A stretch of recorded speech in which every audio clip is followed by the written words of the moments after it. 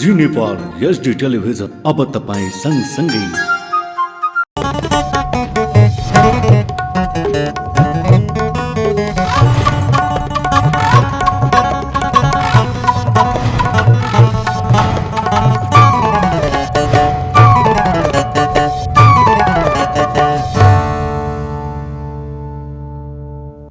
नमस्कार, जी नेपाल न्यूजमा यहाँलाई स्वागत छ। म खेमा जोशी। सुरु गरौं प्रमुख समाचारका शीर्षकहरूबाट।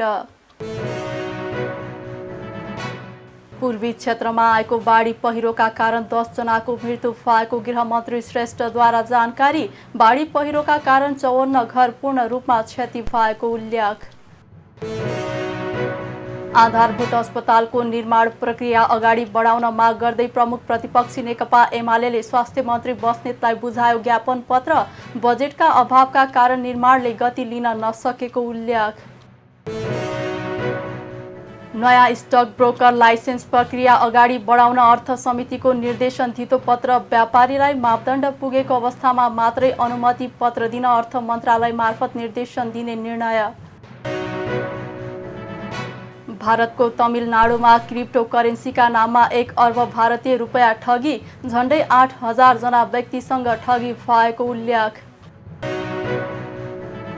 र मालदिभ्समा जारी 5 नेसन्स बास्केटबल च्याम्पियनसिपमा नेपालले आज सेमी फाइनल भुटानसँग खेल्दै। खेल नेपाली समय अनुसार राति 9:15 बजे सुरु हुने।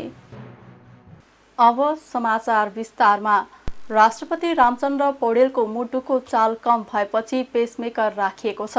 महाराजगञ्ज स्थित Manmohan cardio thoracic vascular and transplant सेन्टरमा राष्ट्रपति पौडेलको मुटुमा शल्यक्रिया गरेर पेसमेकर राखिएको हो। सेन्टरका कार्यकारी निर्देशक प्राध्यापक डाक्टर रत्नमणि गजुरेलले आज दिउँसो एक विज्ञप्ति जारी गरी राष्ट्रपति पौडेललाई 72 घण्टा नियमित निगरानीमा राख्दा पनि मुटुको चाल बेला बखतमा कम हुने देखेपछि पेसमेकर राखिएको जानकारी दिनुभयो। राष्ट्रपति पौडेललाई गत शनिबार बिहान चक्कर लागेपछि अस्पताल पुर्याइएको थियो। आज दिउँसो उहाँको मुटुको शल्यक्रिया भएको हो। आज बिहान असहज महसुस भएपछि राष्ट्रपति पौडेल सहित गङ्गालाल राष्ट्रिय हृदय रोग केन्द्र पुग्नु भएको थियो। पौडेलको मुटुको दाहिने तर्फ एउटा नसा 70% बन्द भएपछि एन्जियोप्लास्टी गरेर मुटुको नसा खुलाएको थियो। पेसमेकर एउटा सानो विद्युतीय उपकरण हो जुन छाती वा पेटमा प्रत्यारोपण गरेर राखिन्छ। वरिष्ठ मुटु रोग विशेषज्ञ डाक्टर हरिहर खनालका अनुसार मुटुको चाल कम हुँदा पेसमेकरको प्रयोग गरिन्छ, जसले मुटुको धड्कनलाई व्यवस्थापन गर्छ, तर पेसमेकरले मुटुलाई विद्युतीय झट्का भने दिँदैन। प्रतिनिधि सभाका सभामुख देवराज घिमिरेले मन्त्रालयगत बजेट पुस्तिकामा प्रदेशको नामाङ्करणमा भएको त्रुटिलाई सच्याउन निर्देशन दिनुभएको छ। प्रतिनिधि सभाको बैठकमा आगामी आर्थिक वर्षको विनियोजन विधेयकमा प्रदेशको नाम नखुलेको भन्दै सांसदहरूले विरोध जनाएपछि सभामुख घिमिरेले प्रदेशको पहिचान अङ्कका आधारमा नभई नामका आधारमा राखेर सच्याउन सरकारलाई निर्देशन दिनुभएको हो। सम्बन्धित मन्त्रालयबाट वार्षिक रूपमा सम्पादन हुने कार्यक्रम समावेश हुने पुस्तिकामा प्रदेशसभाबाट पारित प्रदेशको नाम उल्लेख हुनुपर्नेमा सो नभएको विषयमा ध्यानाकर्षण भएको भन्दै यसलाई सच्याउन उहाँले निर्देशन दिनुभयो। माननीय सदस्यहरू, हामी विनियोजन विधेयक अन्तर्गत विभिन्न मन्त्रालयगत छलफलमा छौँ। सम्बन्धित मन्त्रालयहरूबाट वार्षिक रूपमा सम्पादन हुने कार्यक्रम समावेश पुस्तिकामा उल्लेखित केही विषयहरू, खास गरी प्रदेश सभाबाट पारित प्रदेशको नाम उल्लेख हुनुपर्नेमा सो नभएको विषयमा ध्यान आकर्षण सहित सच्याउनका लागि यसअघि निर्देशन भइसकेको छ। साथै त्यस्ता कुनै त्रुटिहरू भएमा तत्काल सच्याउन म पुनः निर्देशन गर्दछु। त्यसैगरी सभाको आजको कार्यसूचीमा रहेको शहरी विकास मन्त्रालय अन्तर्गत वार्षिक रूपमा सम्पादन हुने कार्यक्रमहरूको शीर्षकहरूमा प्रदेशको नाम हुनुपर्नेमा अङ्क उल्लेख भएको र यस विषयमा माननीय सदस्यहरूले प्रश्न उठाइसके पश्चात माननीय मन्त्रीले सदनलाई जानकारी गराउँदै सच्याउने समेत प्रतिबद्धता व्यक्त गरिसक्नु भएकोले अङ्कको सट्टा प्रदेशको नाम राखी आवश्यकता अनुसार सुधार गर्न म सम्बन्धित मन्त्रालयलाई निर्देशन गर्दछु।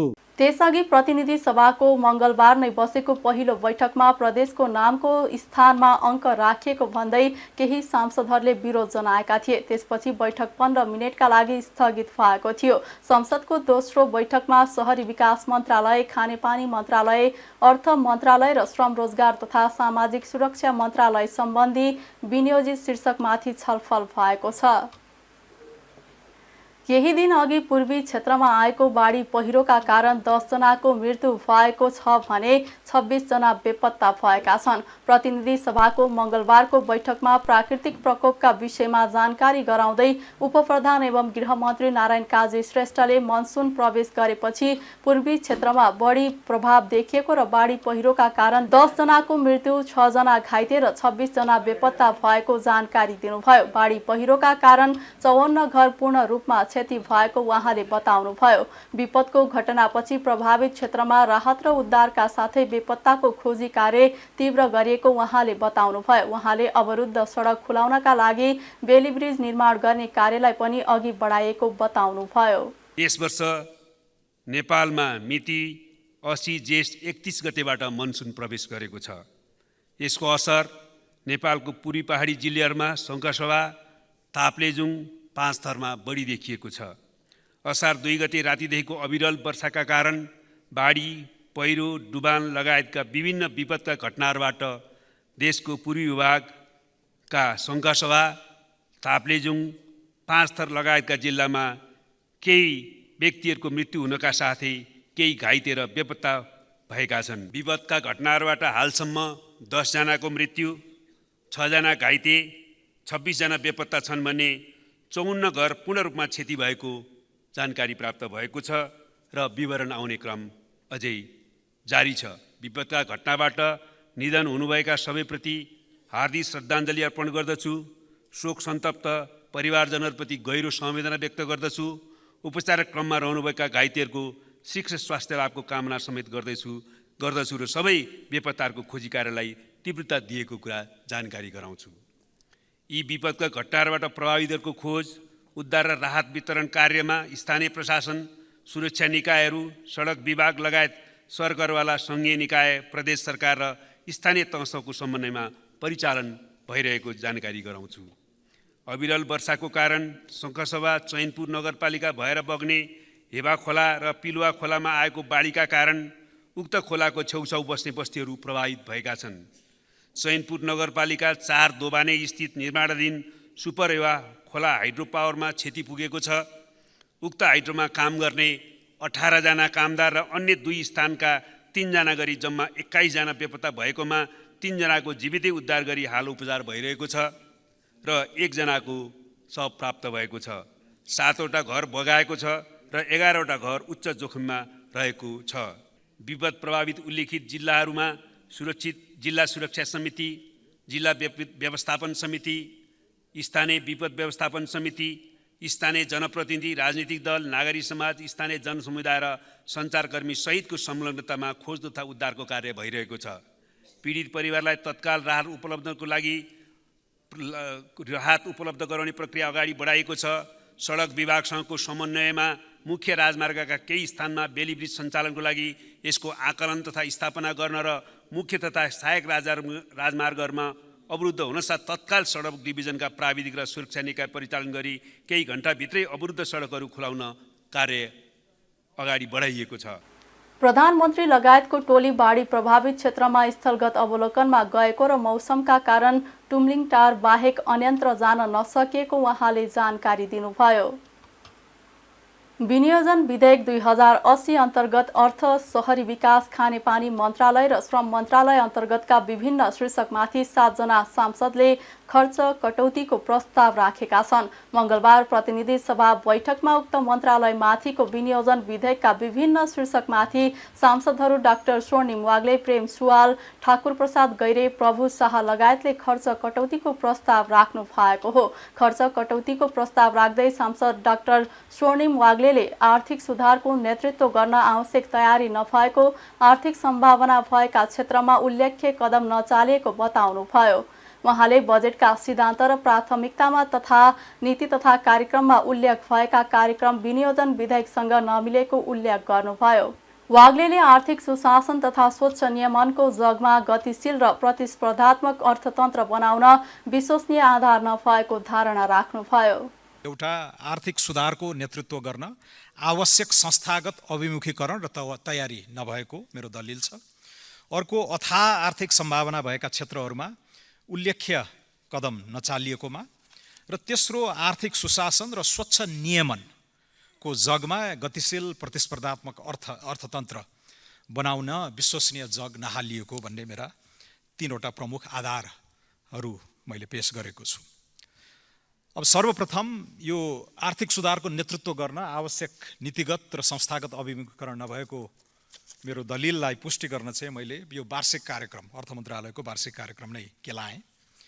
शीर्षकहरू सबै हेरेँ। अब यहाँ मोटामोटी 12वटा जति रहेछन्। अब ऋण असुली न्यायाधिकरणदेखि लिएर महालेखा नियन्त्रक, निवृत्ति भरण, भन्सार कार्यालयहरू, आन्तरिक राजस्व विभागका कुराहरू, सार्वजनिक वित्त व्यवस्थापन इत्यादिहरू छन्। र एउटा अलिकति पुँजीगत खर्च हुने चाहिँ मिलेनियम च्यालेन्ज अकाउन्ट विकास समिति अन्तर्गतका केही ट्रान्समिसन लाइन मेरै जिल्ला तनहुँबाट न्यू दमौलीबाट न्यू बुटवलसम्म पुग्ने प्रसारण लाइनबारे चाहिँ केही उल्लेख्य पुँजीगत खर्चहरू रहेछन्। अरू शीर्षकहरू चाहिँ 48 सालदेखिकै निरन्तरता जस्तो हुनलाई ब्युरोक्रेसीलाई मेन्टेन गर्ने हिसाबले हो। तर यसो हेर्दै जाँदाखेरि गन्दै गएँ मैले, तालिम र गोष्ठीहरू मात्रै लगभग 50वटा रहेछन्। अब यो 12-15 करोड अङ्क पनि हेर्दाखेरि 12-15 करोडको यो चिया बिस्कुटवाला तालिमहरूले चाहिँ हामीलाई कहाँ पुर्याउँछ, कति अगाडि लान्छ भन्ने कुरा असाध्यै महत्त्वपूर्ण छ। किनकि यो खासै बजेटको भाषणमा अलिकति शुद्धाशुद्धि, मिठास, बान्की सबै मिलाएर ल्याउने गरिन्छ। मध्यरातसम्म लेखे पनि यसमा यति डरलाग्दो हेलचक्र्याइ पाएँ मैले, होइन। रस्व दीर्घदेखि लिएर शुद्धाशुद्धि, सामान्य स्पेलिङ मिस्टेकहरू, होइन। यो फन्ट साइज, यो स्टाइलिस्टिक कुराहरूबाट के छनक मिल्छ भने यो अस्ति एचएस कोड टाइप गर्नलाई 30 वर्षमा एउटा मात्रै जनशक्ति हामीले उत्पादन गरे भने जस्तै यसमा पनि यो लास्ट मिनटमा कसले एकदमै चाहिँ हेलचक्र्याइपूर्वक हिसाबले चाहिँ यो भरिएको जस्तो चाहिँ यहाँ देखिन्छ। यो राताम्य छ। तपाईँ हामीले रेस्टुरेन्टमा गएर चिया खाँदा गर्दाखेरि त्यो कुनामा बसेर ल्यापटप खोलेर चाहिँ काम गरिरहेको मान्छेले दुनियाँको गिग इकोनोमीसँग यसरी आबद्ध भएर काम गरिरहेको हुनसक्छ। टोटलमा यिनीहरूले करिब $515 मिलियन को आम्दानी लिएर आइरहेका छन्, नेपालभित्र आइरहेछन्। कम्पनीगत हिसाबले करिब 201 र यो फ्रिलान्सरहरूबाट करिब 314 मिलियन, जुन गत साल पर्यटनबाट आएको, पर्यटनबाटै नेपाल चाहिँ स्वर्ग जस्तो छ, नेपालले चाहिँ प्रगति गर्छ भनेर भन्छौँ हामी। जम्मा 46 खर्ब आयो, योबाट 60 अर्ब आएको छ। तर हामीले त्यो भ्याउनै पाएनौँ भनेको कुरा चाहिँ यहाँ गएर झल्कन्छ। यसलाई खासै रेकग्नाइज पनि गरेका छैनौँ, फर्मलाइज पनि गरेका छैनौँ र 19 सालदेखिका ती एन्टिक्वेटेड लजहरूमै टेकेर हामीले चाहिँ काम गरिरहेका छौँ। त्यसैले यो अथाह सम्भावना भएका क्षेत्रहरूमा उल्लेख्य कदम चालिएन भनेर मैले एउटा दृष्टान्त, सानो दृष्टान्त चाहिँ यहाँहरूसँग दिएँ। अर्को, अर्थ मन्त्रालयले मैले जाने बुझेसम्म in its heydays, in its glory days रिफर्मको लिड आफै गर्थ्यो र यो रिलक्टेन्ट मन्त्रालयहरूलाई घिसारेर भए पनि, डोर्याएर भए पनि चाहिँ रिफर्मको लिड गर्थ्यो। आज महेन्द्र राजमार्गबाट हाम्रो तराई मधेसका बोर्डर, भारतसँगको बोर्डरसम्मका 6 लेन 8 लेनका हाइवेहरू यो नेपालको अर्थ मन्त्रालयले लिड गरेको कार्यक्रम। त्यति बेला उद्योग वाणिज्य मन्त्रालयहरूले स्वामित्व पनि लिन चाहँदैनथे। तर व्यापार सहजीकरण मार्ग भनेर उनीहरूले कार्यक्रममै राखेपछि 1 वर्ष अपनत्व नलिँदै पनि त्यो बिस्तारै भएर आज सम्पन्न भएको छ। तपाईँ हामीले त्यो देखिराखेका छौँ। त्यस्तै सांसद ठाकुर प्रसाद गैरेले नागरिकको स्वास्थ्य, खानेपानीको हक प्रत्याभूति गर्नका लागि महत्त्वपूर्ण आयोजनामा पर्याप्त बजेट विनियोजन गर्न नसकिएको बताउनुभयो। उहाँले खानेपानीका नाममा उपत्यकामा बढी बजेट प्रदान गरिने र अन्य जिल्लामा पर्याप्त बजेट नहुने देखिएको धारणा राख्नुभयो। आज हामीले चाहिँ खानेपानीको क्षेत्रमा तराईमा रहनुभएका जनताहरूले चाहिँ शुद्ध खानेपानी पाउने कुरामा अझै समस्या रहेका छन्। हामीले यो अहिले विनियोजित बजेटभित्र पनि मेलम्ची खानेपानी आयोजना र उपत्यकाको काममा चाहिँ पैसा बढी विनियोजन हुने र अन्य चाहिँ जिल्लाहरूले चाहिँ कम पैसा पाउने अर्को एउटा परिस्थिति पनि यसभित्र छ। स्वयं छुट्याइएको बजेटले मेलम्चीको पानीको कार्यक्रम सम्पन्न हुन सक्ने स्थिति छैन। त्यसलाई सुधार गर्न सक्ने सम्पन्न हुने स्थिति छैन। त्यसतर्फ पनि त्यो मेलम्ची खानेपानी पनि आयोजना पनि सम्पन्न नहुने, अरू चाहिँ ग्रामीण स्तरमा सञ्चालन भएका अरू चाहिँ ठुला र साना मझौला खानेपानी आयोजनाहरू पनि सम्पन्न नहुने, सम्पूर्ण कुरा चाहिँ निरन्तरताको रूपमा रहने र जनताले शुद्ध र नियमित खानेपानी पाउनुपर्ने उनको संवैधानिक मौलिक हक चाहिँ प्राप्त नगर्ने यो परिस्थितिलाई चाहिँ यो अहिलेको चाहिँ बजेटले, अहिलेको कार्यक्रमले सम्बोधन हुन सक्ने परिस्थिति छैन। त्यसकारणले यसलाई सुधार गर्नुपर्ने, यसलाई संशोधन गर्नुपर्ने आवश्यकता भएकोले म यो खर्च कटौतीको प्रस्ताव पेश गर्ने गरी उपस्थित भएको कुरा म यहाँहरूलाई दोहोऱ्याउन चाहन्छु। त्यस्तै सांसद प्रेम सुवालले चालु आर्थिक वर्षमा लक्ष्यको तुलनामा करिब रु 3 खर्ब न्यून राजस्व उठेको अहिलेको अवस्था रहेको बताउनुभयो। उहाँले राजस्व अनुसन्धानसँग सम्बन्धित मुद्दा फर्चोटमा ढिलाइ भइरहेको यथार्थतालाई सरकारले स्वीकार्नुपर्ने र यस सम्बन्धी मुद्दा फर्चोटलाई तीव्रता दिनुपर्ने उल्लेख गर्नुभयो। अर्थ मन्त्रालयको खर्च कटौतीको प्रस्ताव पेश गर्न चाहन्छु। अहिले यो चालु आर्थिक वर्षमा लक्षित भन्दा 3 खर्ब राजस्व नउठ्ने बाहिरिएको छ। म एउटा घटना, यो नमुना घटना म यहाँ राख्न चाहन्छु। यो अलि पुरानो हो। तेली सोनेराले सन् 2015 मै प्रधानमन्त्रीलाई एनसेल बिक्रीबारे पत्राचार गरेको र यसमा 3 प्रधानमन्त्री र 3 अर्थमन्त्री पर्नु भएको, महालेखालाई विषय नउठाउनु भनी दबाब दिइएको, राजस्व प्रशासन हाक्नेहरू नबोलेको, त्रुटिपूर्ण काम गरेको र अर्को एउटा उदाहरण मुक्तिश्रीको 4 अर्ब बढी, सिनर्जीको 3 अर्ब बढी लगायत 500 राजस्व फाइल छिनोफानो नभएको। यो बारे अर्थमन्त्रीजीले किन बोल्नु भएन?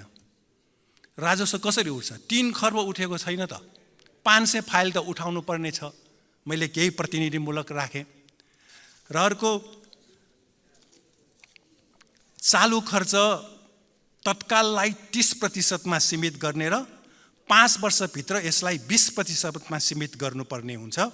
सरकारी कर्मचारीको नाउँमा खर्च धेरै गर्नु भएन, बरु महँगी नियन्त्रण गर्नुपर्छ। विदेशी मुद्रा आर्जन गर्न युवालाई वैदेशिक रोजगारीको नाउँमा सस्तो ज्यामी बन्न पठाउने होइन, नेपालमै आन्तरिक उत्पादन बढाउने र निर्यात बढाएर विदेशी मुद्रा आर्जन गर्ने हो। अब युवालाई पठाएर विदेशी मुद्रा, गाई बस्तु भैँसी पठाउने हो? मान्छेलाई त्यसरी पठाउन पाइन्छ? प्रविधि ल्याएर यहाँ काम दिनु पर्यो नि। जग्गा जमिन सब बाँझो। सरकारलाई यति पनि थाहा छैन, मन्त्रीजीलाई यो त थाहा हुनुपर्ने हो। र अर्को अर्थमन्त्रीजीले म नुवाकोटको भएकोले यहाँ धेरै बजेट परेको छ बताउनु भएको, देशको ढुकुटीमा लुट जस्तै हो यो भनाइ फिर्ता लिनुपर्छ।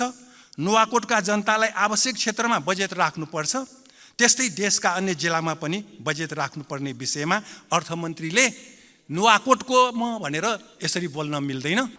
त्यस्तै सांसद प्रभु शाहले आगामी आर्थिक वर्षको बजेटमा रोजगारी सृजना गर्ने कुनै योजना तथा कार्यक्रम बजेटमा आउन नसकेकाले खर्च कटौतीको प्रस्ताव राखेको बताउनुभयो। त्यस्तै सांसद जुली कुमारी महतोले नेपालभित्र नै रेमिट्यान्सलाई उत्पादनशील क्षेत्रमा लगाउन नसकेको धारणा राख्नुभयो। पूर्व राष्ट्रपति विद्यादेवी भण्डारीले मुलुकलाई अप्ठ्यारो पर्दा नेपाल स्काउटले खेलेको भूमिकाको प्रशंसा गर्नुभएको छ।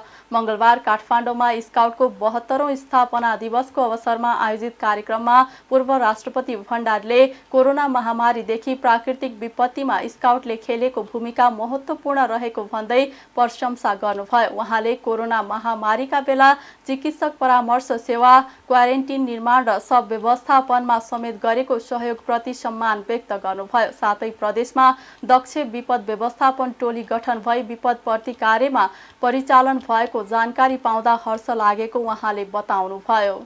कोभिड-19 को महामारी नियन्त्रणमा पनि नेपाल स्काउटले उल्लेखनीय भूमिका खेलेको छ।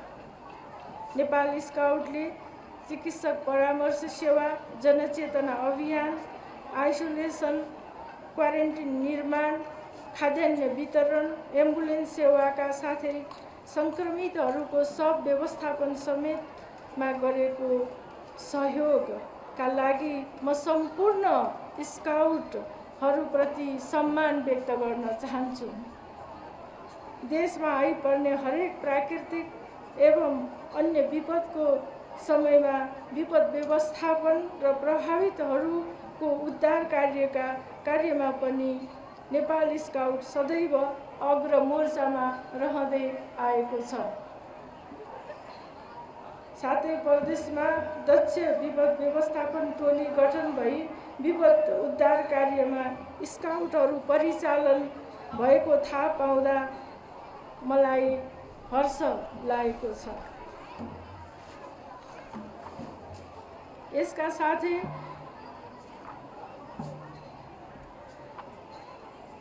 लागू पदार्थ दुर्व्यसन विरुद्धको अभियानमा युवा स्काउटलाई परिचालित गर्ने जस्ता कार्यले हाम्रो समाजमा कलङ्कको रूपमा रहेको लागू पदार्थ दुर्व्यसनबाट युवाहरूलाई अलग राख्न मद्दत पुग्नेमा म विश्वस्त छु।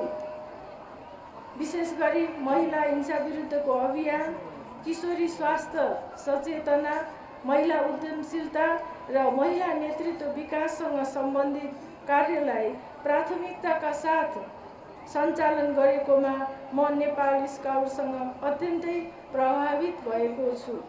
उहाँले समाज रूपान्तरणमा युवा स्काउटले खेलेको भूमिकाले युवाहरूलाई सही दिशा देखाउन सफल भएको जिकिर गर्नुभयो। परराष्ट्र मन्त्री एनपी साउदले भारतीय संसदमा रहेको नक्सामा नेपाली भूमि समेटिएको विषयमा भारतीय पक्षसँग छलफल गर्न नयाँ दिल्ली स्थित नेपाली दूतावासलाई निर्देशन दिइसकेको जानकारी दिनुभएको छ। मंगलबार सिंहदरबारमा बसेको प्रतिनिधि सभा अन्तर्गतको अन्तर्राष्ट्रिय सम्बन्ध र पर्यटन समिति बैठकमा मन्त्री साउदले भारतका प्रवक्ता र विदेश मन्त्रीले समेत यस विषयमा बोलिसकेको अवस्थामा पुनः भारतीय पक्षसँग छलफल गरी रिपोर्ट गर्न दूतावासलाई निर्देशन दिइसकेको जानकारी दिनुभयो। नक्सामा सम्राट अशोकको समयमा साम्राज्यको फैलावट जनाइएको भनेर लेखिएको र उक्त विषय राजनीतिक नरहेको भनेर आधिकारिक रूपमा भारतीय विदेश मन्त्रीबाट प्रतिक्रिया आइसकेको मन्त्री साउदले बताउनुभयो। उहाँले नेपालको नक्साका बारेमा आफूहरू स्पष्ट रहेको, नेपालको नक्सा के हो भन्ने विषय संविधानमा नै उल्लेख भएकाले आफ्नै नक्सालाई विवाद बनाइराख्नु उचित नहुने धारणा राख्नुभयो। त्यस्तै मन्त्री साउदले नेपाल भारत प्रबुद्ध व्यक्ति समूह डीपीजीको प्रतिवेदन बुझ्न नेपाल सरकार तयार रहेको भन्दै भारतले बुझ्ने नबुझ्ने विषयमा सरकारका तर्फबाट दबाब दिन नमिल्ने तर्क गर्नुभयो। म्युरलको बारेमा चाहिँ कुरा भएको छ। अब यसमा हामी आफ्नो नक्साका बारेमा स्पष्ट छौँ। नेपालको नक्सा के हो भन्ने कुरा हामीले 2017 साल असार 4 गते संविधानमै दोस्रो संशोधन गरेर, त्यो पनि सर्वसम्मतिले दोस्रो संशोधन गरेर नयाँ नक्सालाई समेटेर संविधानको अनुसूची 3 मा नेपालको निशाना छाप आद्यवधिक गरिएको तथ्य चाहिँ सबै यहाँहरूको जानकारीमा छ। त्यसकारण हामीले आफ्नै नक्सालाई हमेसा विवादग्रस्त बनाइराख्नु या त्यसमा नेपालकै अफिसियल पोजिसनमा भएका मान्छेको रात दिन चाहिँ नक्साका बारेमा धारणा के हो भनेर सोधिराख्नु मलाई चाहिँ त्यो सोधिराख्नु आवश्यक छ जस्तो लाग्दैन। नक्साका बारेमा संसदले पास गरेको छ, संविधानमा संशोधन गरेको छ र अनुसूचीमा त्यसलाई निशाना छाप लगाएपछि हाम्रो प्रतिबद्धता, सबै नेपालीहरूको सरकारदेखि जनतासम्मको प्रतिबद्धता त्यसमा स्पष्ट रूपमा रहिआएको छ। अब नवनिर्मित भारतीय संसद भवनमा राखिएको म्युरलमा सम्राट अशोकको समयमा उनको साम्राज्यको फैलावट जनाइएको भनी सो म्युरलको क्याप्सनमा लेखिएको र यो राजनैतिक विषय नरहेको भनी भारत सरकारका तर्फबाट आधिकारिक धारणा समेत त्यहाँका विदेश मन्त्रीबाट आइसकेको व्यवहार समेत म सम्मानित समितिलाई अवगत गराउन चाहन्छु। र अब यसमा कहिलेकाहीँ यसो मसँग पनि जोडिएर होइन जानकारी छ छैन भन्ने बारेमा इन्टरभ्यूमा केही कुरा बोल्यो भनेर केही माननीय सदस्यजीहरूले भन्दाखेरि म एउटा कुरा के आग्रह गर्न चाहन्छु भने र हामीले चाहिँ यस विषयमा यो म्युरलको बारेमा भारतीय पक्षसँग कुरा गरी प्रतिवेदन पठाउन हुन नयाँ दिल्ली स्थित नेपाली राजदूतावासलाई निर्देशन पनि गरिसकेको कुरा पनि म चाहिँ यो समितिलाई स्पष्ट गर्न चाहन्छु। तर एउटा कुरा म चाहिँ यहाँसँग एउटा आग्रह के गर्न चाहन्छु भने दुई देशको संवेदनशील सम्बन्ध, त्यसमा पनि एउटा देशको प्रधानमन्त्रीको भिजिटको पूर्व सन्ध्यामा परराष्ट्र मन्त्रीले बोल्दाखेरि बोलेको अभिव्यक्तिले त्यो भ्रमण र दुई देशको सम्बन्धका बारेमा पूर्ण जानकारी नलिकन, आधिकारिक जानकारी नलिकन प्रतिक्रिया दिनु त्यति परिपक्व हुँदैन। त्यसकारण त्यो चित्र राख्दाखेरि त्यसको व्याख्या सम्बन्धित देशले गरेपछि मात्रै नेपालले चाहिँ यसका बारेमा धारणा बनाउँछ भन्ने कुरा चाहिँ मैले बोलेको हुँ। अब यसैलाई लिएर अब सानो पार्टलाई बजाइराखेर चाहिँ धेरै चाहिँ ट्विटर र चाहिँ फेसबुकमा चाहिँ यो कुरा आयो। त्यसमा पनि मैले भनेकै छु, फेसबुकमा आएको कुराका आधारमा मात्रै मैले चाहिँ अहिले केही भन्न मिल्दैन। म चाहिँ आधिकारिक जानकारी प्राप्त भइसकेपछि मात्रै त्यो भारतले नै गर्ला भनेको छु। भारतले परराष्ट्र सचिव प्रवक्ता, भारतको प्रवक्ताले पनि त्यसको बारेमा बोलेका छन् र भारतीय विदेश मन्त्रीले पनि चाहिँ बोल्नु भएको छ र त्यसको बारेमा के परिस्थिति हो भनेर छलफल गरेर रिपोर्ट गर्नुहोस् भनेर निर्देशन दिइसकेको कुरो पनि म चाहिँ यहाँहरूसँग स्पष्ट गर्न चाहन्छु। दुई देशका प्रबुद्धहरूले चाहिँ त्यसमा सर्वसम्मतिले दस्तखत गरेका छन्। नेपाल सरकार चाहिँ त्यसका बारेमा बिल्कुल सकारात्मक छ। हामी जुनसुकै बेला पनि उहाँले बुझाउन चाहनुहुन्छ हामी बुझ्न तयार छौँ। तर अब अर्को देशलाई तपाईँले चाहिँ यति गते यति बजे यो बेलामा चाहिँ बुझ भनेर डेडलाइन दिने कुरो चाहिँ अर्को सरकारले गर्न चाहिँ गाह्रो हुन्छ। त्यसकारण चाहिँ सम्बन्धित देशसँग पहिले पनि सरकारहरू यो धेरै पहिले तयार भएको यो रिपोर्ट हो।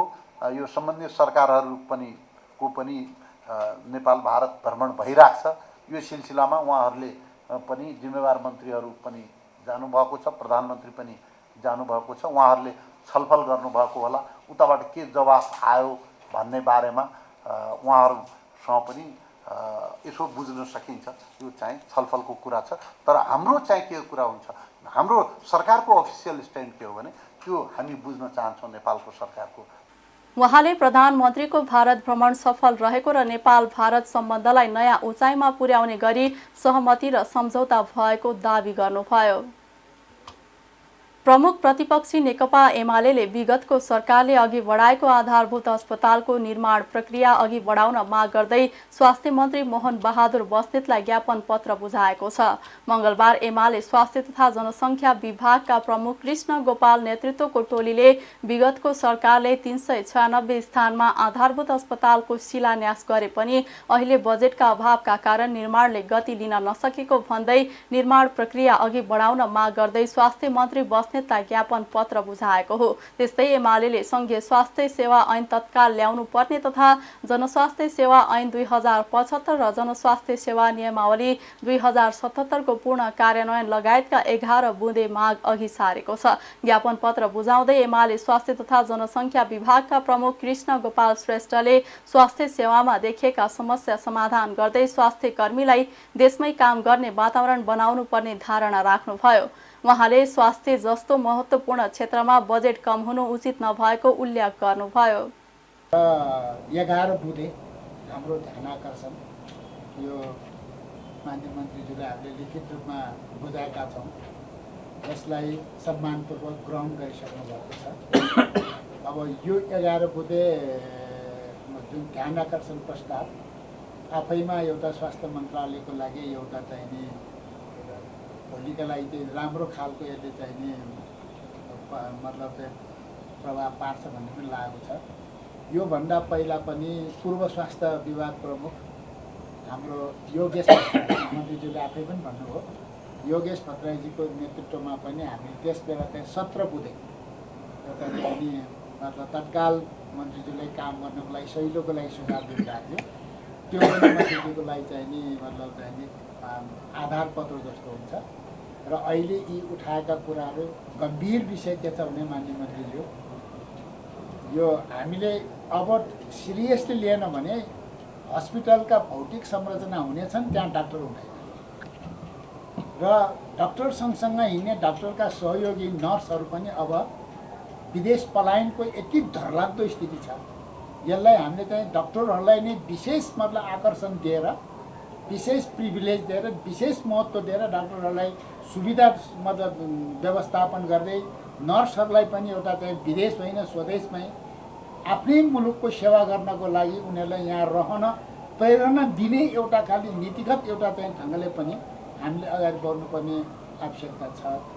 र अब स्वास्थ्य र चाहिने शिक्षा भनेको चिज आफैमा एकदम महत्त्वपूर्ण एउटा चाहिने क्षेत्र हो। अब यसमा माननीय मन्त्रीज्यूलाई पनि अप्ठ्यारो छ। यसपालि यस्तो महत्त्वपूर्ण चाहिने मन्त्रालय चुनौतीपूर्ण स्थितिमा मन्त्रालय सम्हाल्न आउनु भएको छ, बजेट स्वाटै कटाइदिएको छ। त्यस्तै ज्ञापन पत्र बुझ्दै स्वास्थ्य मन्त्री बस्नेतले स्वास्थ्य सम्बन्धी विषयमा आएका सुझावहरू महत्त्वपूर्ण रहेको भन्दै यसलाई आवश्यक छलफल गरेर कार्यान्वयनमा लैजाने प्रतिबद्धता जनाउनुभयो। उहाँले स्वास्थ्य बीमालाई थप प्रभावकारी बनाइने, सबै जनतालाई सहज रूपमा स्वास्थ्य उपचारको व्यवस्था गर्न ध्यान केन्द्रित गरेको उल्लेख गर्नुभयो। स्वास्थ्य मन्त्रालयको इतिहासमा आजसम्म गरिएका चाहिँ कार्यक्रमहरूमा यो जनताको पक्षमा, जनताको अधिकारको पक्षमा, स्वास्थ्य क्षेत्रको पक्षमा र चाहिँ हाम्रो नियम कानुन र संविधानलाई कार्यान्वयन गर्ने पक्षमा यो सबैभन्दा ठुलो बोल्ड निर्णय हो भन्ने मलाई लाग्छ। त्यसैले यो निर्णयको सबैतिरता यो चाहिँ हामीलाई चाहिँ उत्साहित गरेको छ, प्रशंसा भएको छ, तारिफ भएको छ। यहाँले पनि प्रशंसा गर्नुभयो। व्यवहारिक रूपमा अझ यो लागू जहाँ हुँदैन हामी सक्रियताका साथ अनुगमन बढाएर त्यसलाई कार्यान्वयन पूर्ण रूपमा गर्ने कुरामा हामी प्रतिबद्ध छौँ। म यो विश्वास दिलाउन चाहन्छु। र अर्को कुरा चाहिँ यो 1 लाखको सुविधाका बारेमा र बिमा व्यवस्थित गराउने बारेमा कुरा उठेको छ। यो बिमा चाहिँ मैले भन्ने पनि गरेको छु। बिमा बुझिया मान्छे भेट्यो, स्वास्थ्य बुझिया मान्छे नहुने, स्वास्थ्य बुझिया मान्छे हेऱ्यो भेट्यो, बिमा बुझिया नहुने। सँगै यो दुइटै बुझिया मान्छे पाइन्छ म खोजिरहेको छु। यो वास्तवमा यसलाई लुकाउनु पर्ने कुरै छैन। यो अलि भद्रगोलै भएको छ। यसले जनतामा विश्वास वृद्धि गर्न सकेको छैन। र अर्को यो जुन रेसियोमा यो वृद्धि गर्दै जानुपर्ने हो त्यसका लागि बजेट 1 पैसा थपिया पनि छैन। पुरानै अवस्थाको बजेट हो यो। तर यदि हुँदा पनि यो बजेटभित्र रहेर कसरी यसलाई व्यवस्थापन गर्न सकिन्छ, जनमुखी बनाउन सकिन्छ, ट्रान्सपेरेन्ट गर्न सकिन्छ र अस्पतालहरूले पनि फेरि यो प्रेस्क्रिप्सन चाहिँ गलत किसिमको बनाइदिएर बिमा सुविधा लिनेको नाउँमा जति पाउने हो त्यति पैसा किन खर्च नगराउने भन्ने किसिमको चाहिँ क्रियाकलाप पनि बढेको देखिएको कारणले पनि यसमा अलिकति अन्यल बढेको छ। यसलाई व्यवस्थित गर्ने विषयमा हामी छलफल गरिरहेका छौँ। एमाले दरबन्दी अनुसारको जनशक्ति व्यवस्था गर्नुपर्ने, महामारीजन्य रोगहरूको रोकथाम तथा नियन्त्रणको पूर्व तयारी गर्नुपर्ने लगायतका विषयमा सरकारको ध्यान आकर्षण गराएको छ। प्रतिनिधि सभा अन्तर्गतको अर्थ समितिले ब्रोकर लाइसेन्स प्रक्रिया अघि बढाउन निर्देशन दिएको छ। सिंहदरबारमा मङ्गलबार बसेको समिति बैठकले ब्रोकर लाइसेन्स प्रक्रिया सुचारू गर्न अर्थ मन्त्रालय मार्फत धितोपत्र बोर्ड र नेपाल स्टक एक्सचेन्जलाई निर्देशन दिने निर्णय गरेको हो। यसअघि ब्रोकर लाइसेन्स वितरण प्रक्रिया रोक्न निर्देशन दिएको समितिले बोर्डसँग छलफल गरेपछि प्रक्रिया अघि बढाउन निर्देशन दिएको हो। समिति सभापति सन्तोष चालिसेले यस विषयमा देखिएका अस्पष्टता हटेकाले प्रक्रिया अघि बढाउन निर्देशन दिएको बताउनुभयो। बैठकले धितोपत्र दलाल र व्यापारीलाई मापदण्ड पुगेको अवस्थामा मात्रै अनुमति पत्र दिनका लागि अर्थ मन्त्रालय मार्फत धितोपत्र बोर्ड र नेपाल स्टक एक्सचेन्जलाई निर्देशन दिने निर्णय भएको चालिसेले बताउनुभयो। इजाजत प्रक्रिया सुचारू गर्न अर्थ मन्त्रालय मार्फत नेपाल धितोपत्र बोर्ड र नेपाल स्टक एक्सचेन्जलाई निर्देशन दिने मेन चाहिने एजेन्डा हेरे हुन्छ। किनभने हामीले यही विषयमा छलफल गऱ्यौँ, यही विषयमा अस्ति हामीले पत्राचार गऱ्यौँ। अब यसमा हामी आज क्लियर गऱ्यौँ, बाँकी कुरा भोलि क्लियर हुँदै जाउँला र त्यो खोल्नका लागि चाहिँ हामी आज रेडी गर्छौँ, पुर्याएरै गरेका छौँ। अब दोस्रो निर्णयमा धितोपत्र दलाल तथा धितोपत्र व्यापारीलाई अनुमति पत्र दिँदा मापदण्ड पुगेको विषयमा अनुमति पत्र दिने, निकायलाई सतर्क हुन अर्थ मन्त्रालय मार्फत धितोपत्र बोर्ड र नेपाल स्टक एक्सचेन्जलाई निर्देशन दिने। अब यसबाट त अरू भन्नु नपर्ला, नियम पुर्याएर त्यहाँ चाहिने सतर्क गरेर काम गर्नु भनिसकेपछि त्यहाँ सबै परिणाम हुन्छ।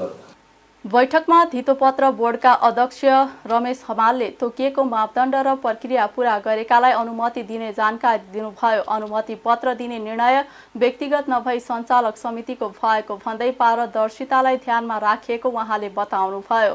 उहाँले लामो समयदेखिको सिन्डिकेट वा कोटा सिस्टमलाई अन्त्य गर्दा केहीको विरोध र उजुरी आउनु स्वाभाविक रहेको भन्दै नियमित र काममा कुनै कमी कमजोरी भए सजाय भोग्न तयार रहेको उल्लेख गर्नुभयो।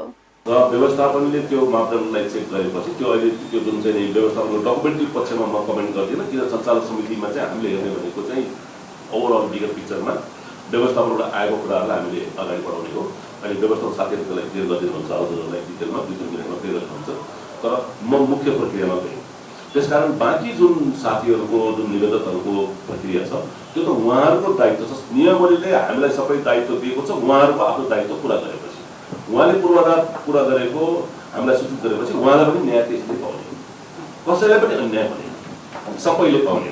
जहाँसम्म कुरा मान्य अघि हाम्रो सांसद बेदमणि चौधरीले उठाउनु भएको थियो, असाध्यै सान्दर्भिक उठाउनु भएको थियो।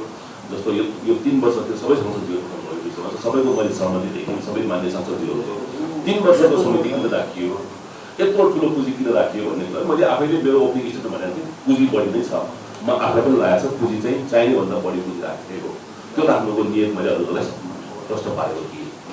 र हाम्रो धितोपत्र बोर्डको सञ्चालक समितिले इन्डोर्स गरेर पठाएको जुन डकुमेन्ट दस्तावेज हो यहाँलाई हामी दिन सक्छौँ, त्यो डकुमेन्टमा ठ्याक्कै त्यही नै थियो प्रस्ताव। हामीले हरेक श्रावण खोल्ने 3 वर्ष पुग्नुपर्ने भन्ने प्रस्ताव नै थियो र निवेदनको प्रक्रिया पनि निवेदन चाहिँ नेप्सेमा दिनुपर्ने, नेप्सेले छानबिन गर्नुपर्ने भन्ने कुराहरू थियो। त्यहाँ पछि विधायक समितिमा हाम्रो छलफल बिना हामीलाई जानकारी दिँदा डकुमेन्टमा संशोधन भएर क्याबिनेटले पास गरेको कुरामा हामीले कुनै पनि हाम्रो त्यो कार्यक्षेत्रमा पर्दैन।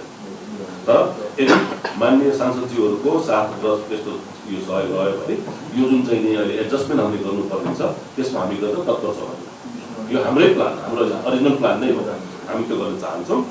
र यो डकुमेन्टको ट्रान्सपेरेन्सीको बारेमा र अघि एउटा असाध्यै सान्दर्भिक कुरा चाहिँ हाम्रो माननीय सूर्य थापाजीले गर्नु भएको थियो। हाम्रो सांसदले यो रातारात किन गरियो, असोज 2 गते किन गरियो भन्ने कुरा गर्नुभएको थियो। म त्यसलाई पनि प्रश्न पारेँ र प्राइभेट कम्पनी किन आयो भन्ने कुरा अलिकति उहाँले चाहिँ त्यो ब्रोकरको र स्टक एक्सचेन्जको मार्केट त्यो दुईटामा चाहिँ त्यो मिक्स भएको थियो। म त्यसलाई प्रश्न पार्थ्यौँ।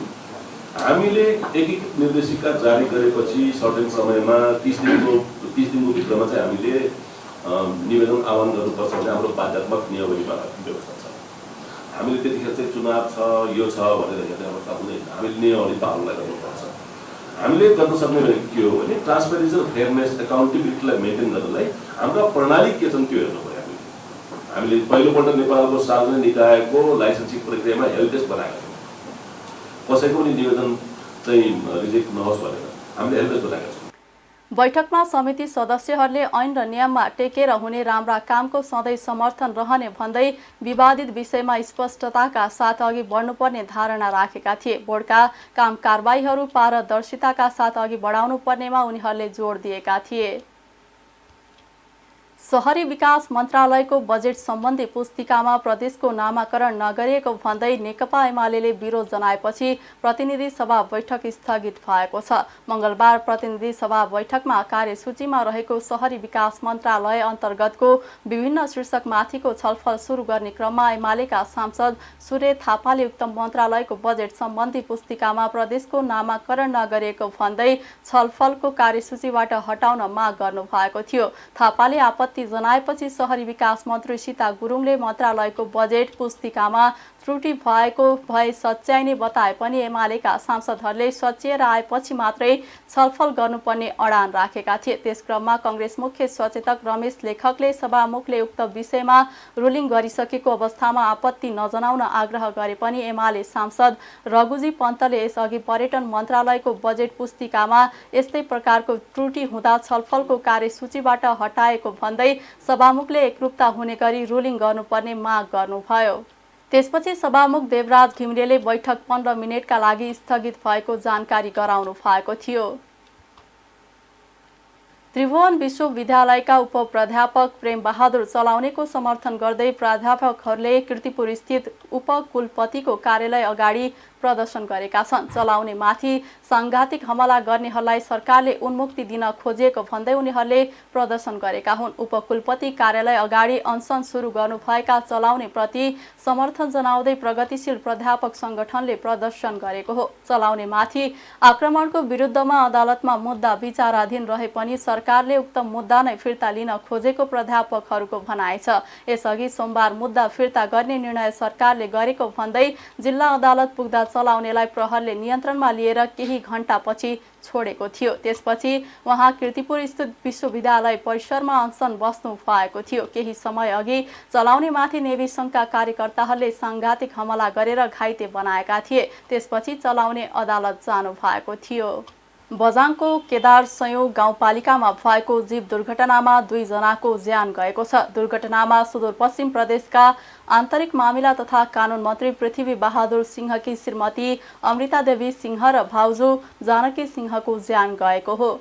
मन्त्री सिंह चढीको सुदूरपश्चिम प्रदेश 01001झ480 नम्बरको जीव धनगढीबाट बझाङ जाँदै गर्दा केदार सयौं गाउँपालिकामा दुर्घटनामा परेको हो। दुर्घटनामा गम्भीर घाइते मन्त्री सिंह सहित जीव चालक धर्मराज जोशी र सुरक्षा गार्ड दीपक भण्डारीलाई थप उपचारका लागि हेलिकप्टर मार्फत नेपालगञ्ज लगिएको प्रहरले जनाएको छ। अख्तियार दुरुपयोग अनुसन्धान आयोगले ग्रामीण सडक सुधार आयोजना कार्यान्वयन इकाइ दमक झापामा कार्यरत आयोजना व्यवस्थापक सहित 3 जना कर्मचारीलाई 4 लाख रुपैयाँ घुस रकम सहित पक्राउ गरेको छ। आयोगका प्रवक्ता भोला दाहालले टंगाल र इटहरीबाट गएको संयुक्त टोलीले आयोजना व्यवस्थापक भूतराज चौहान, इन्जिनियर रविन्द्र कुमार शर्मा र लेखापाल हिमाल पौडेललाई घुस सहित कार्यालय परिसरबाटै पक्राउ गरिएको जानकारी दिनुभयो। सडक निर्माणका लागि अन्तिम बिल भुक्तानीका लागि सहजीकरण गरिदिए बापत उनीहरूलाई निर्माण व्यवसायीबाट घुस लिएको अवस्थामा आज नियन्त्रणमा लिएको हो। यसबारे थप अनुसन्धान भइरहेको दाहालले बताउनुभयो। मलेसियामा रहेको नेपाली दूतावासले तत्काललाई राहदानीको आवेदन भर्दा 66 पृष्ठको लागि आवेदन दिन अनुरोध गरेको छ। 66 पृष्ठ र 34 पृष्ठको राहदानी बनाउँदा लाग्ने दस्तुर एउटै भएपछि दूतावासले मलेसियामा कार्यरत नेपालीलाई 66 पृष्ठको राहदानीको आवेदन दिन भनेको हो। यसअघि 34 पृष्ठ र 66 पृष्ठको राहदानी बनाउँदा लाग्ने दस्तुर फरक थियो, तर यही असार 3 गतेदेखि लागू हुने गरी सरकारले 66 पृष्ठको राहदानी र 34 पृष्ठको राहदानी बनाउँदा लाग्ने शुल्क एउटै कायम गरेको छ। मलेसियामा रहेको नेपाली दूतावासबाट आवेदन दिँदा 240 मलेसियन रिङ्गिट अर्थात् यो समाचार तयार पार्दाको विनिमय दर अनुसार 6789 नेपाली रुपैयाँ दस्तुर लाग्छ। यो दस्तुर दूतावासमा बायोमेट्रिकका लागि दूतावासमा जाँदा तिर्दा हुन्छ। राहदानी बनाउन पनि पहिले जस्तो फारम नै नभरी दूतावास गएर हुँदैन। पहिले नै अनलाइन मार्फत प्री इनरोलमेन्ट गरेर समय लिन पर्छ। प्री इनरोलमेन्ट अनलाइन मार्फत आफूलाई फुर्सद भएको समय गर्दा हुन्छ। दूतावासले 1 महिनाका लागि दैनिक रूपमा आवेदन खुलाउँछ। दूतावासमा उपस्थित भएर आवेदन दिने दिनमा भने बिहान जति सक्दो छिटो उपस्थित हुने दूतावासले अनुरोध गरेको छ। मलेसियाको स्थानीय समय अनुसार दिउँसोको 1 बजेसम्म दूतावासमा उपस्थित भइसक्नु पर्नेछ। दूतावास भन्दा टाढाको स्थानबाट आउनेहरू बिहानै दूतावासमा आइपुग्ने हुँदा बिहान 7 बजेदेखि नै राहदानी सम्बन्धी सेवा सुरु हुने दूतावासले जनाएको छ। ताप्लेजुङ र 5 थर जोड्ने हेवा खोलामा बेली ब्रिज निर्माणको काम सुरु गरिएको छ।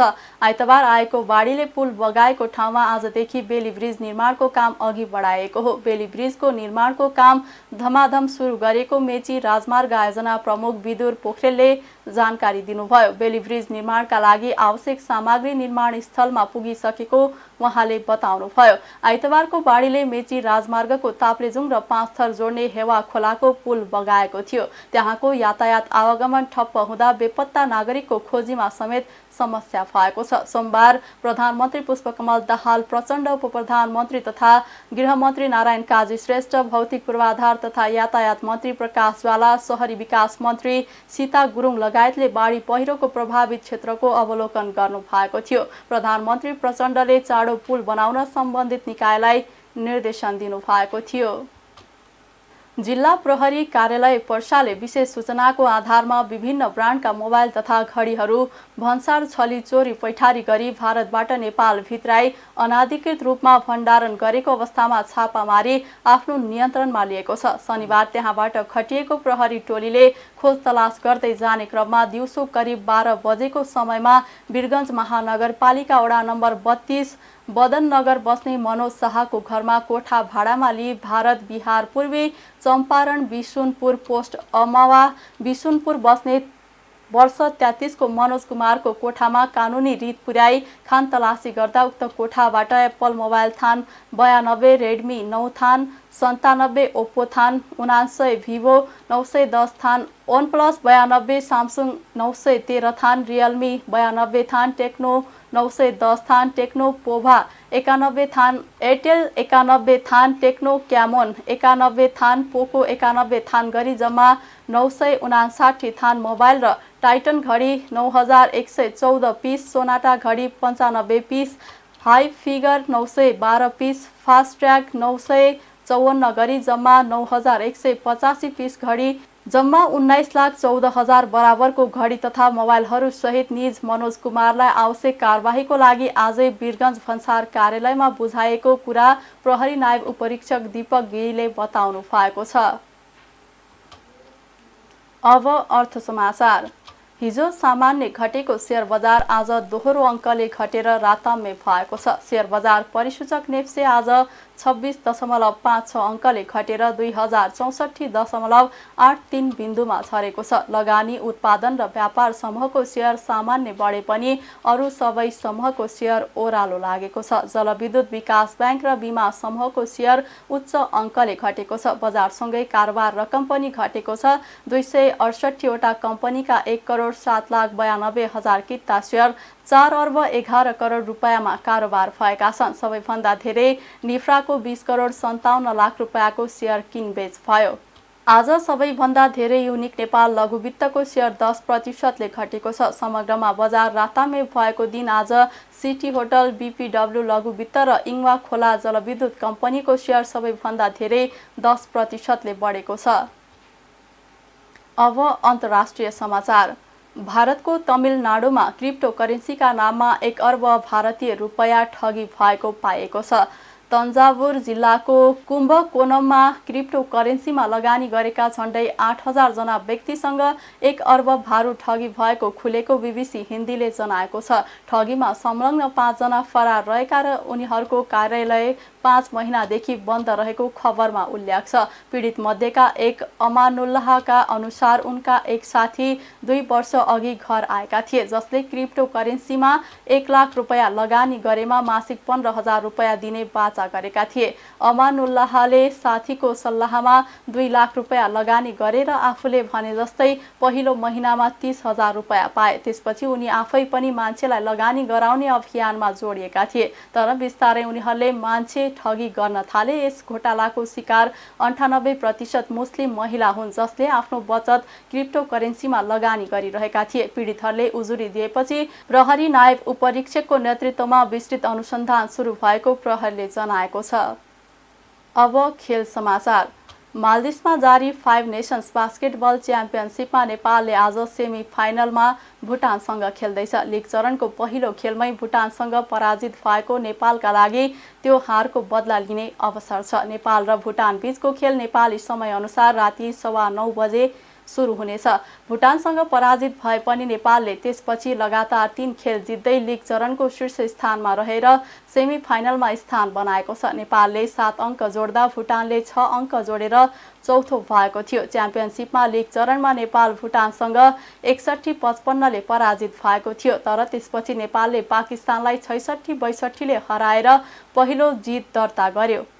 तेस्रो खेलमा बङ्गलादेशलाई 90-61 को फराकिलो अन्तरले हराएको नेपालले लिगको अन्तिम खेलमा माल्दिभ्सलाई 75-68 ले पराजित गरेको थियो। नेपाली टोलीले सोमबार प्रशिक्षण गरेको थियो। सन् 2019 मा घरेलु भूमिमा भएको 13औं दक्षिण एसियाली खेलकुदमा काँस्य जितेको नेपाली पुरुष बास्केटबल टिमले पहिलो त्यस यता पहिलो अन्तर्राष्ट्रिय प्रतियोगिता खेलिरहेको छ। नेपालले त्यसअघि 2013, 2015 र 2016मा साबा च्याम्पियनसिपमा काँस्य पदक जितेको थियो। पछिल्लो पटक 2021मा बङ्गलादेशमा भएको साबा च्याम्पियनसिपमा भने नेपाली टोलीले सहभागिता जनाएको थिएन।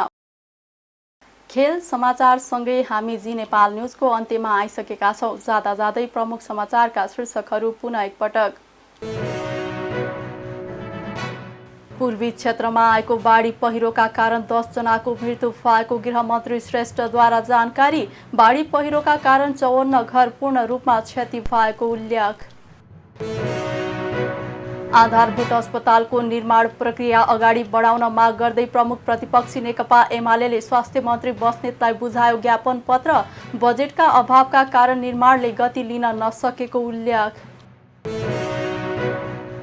नयाँ स्टक ब्रोकर लाइसेन्स प्रक्रिया अगाडि बढाउन अर्थ समितिको निर्देशन धितो पत्र। व्यापारीलाई मापदण्ड पुगेको अवस्थामा मात्रै अनुमति पत्र दिन अर्थ मन्त्रालय मार्फत निर्देशन दिने निर्णय।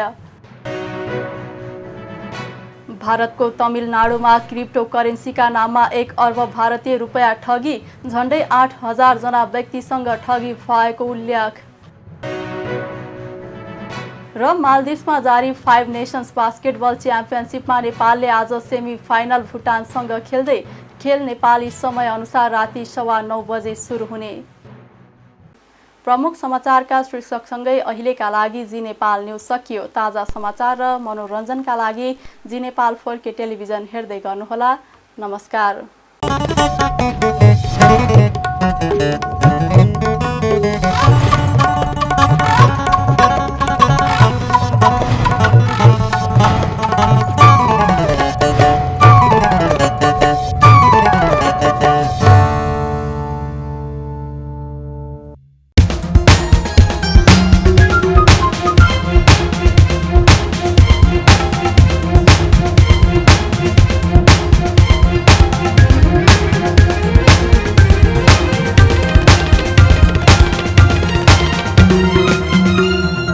जी नेपाल HD टेलिभिजन अब तपाईँ सँगसँगै